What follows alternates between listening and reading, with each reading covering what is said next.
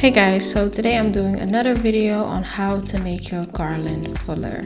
So this is the base that I was working off of, and now I'm just going to fill out that left bottom side. The first thing I did was add that cluster of 4 on the right, and now I'm going to add another cluster of 4 on the left side, again using the neck to neck method. Now I'm going in with a 20-inch balloon to fill that gap. I wanted this one to be a little bit more to the back, so I'm going to adjust it accordingly. And now I'm going to add a cluster of 6, and I am attaching it to the quad of 4 balloons that I just added to the garland, and then I'm moving to the front, and then I'm also connecting it to the base of the garland as well. At this point I had taken a picture to see what else I wanted to change.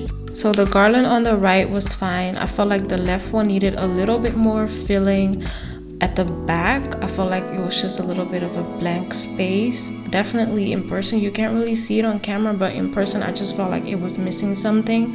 So I added a quad of 3 11-inch balloons and 1 18-inch balloons, and then I tied it in at the back of the garland to kind of fill in the gap that I was seeing.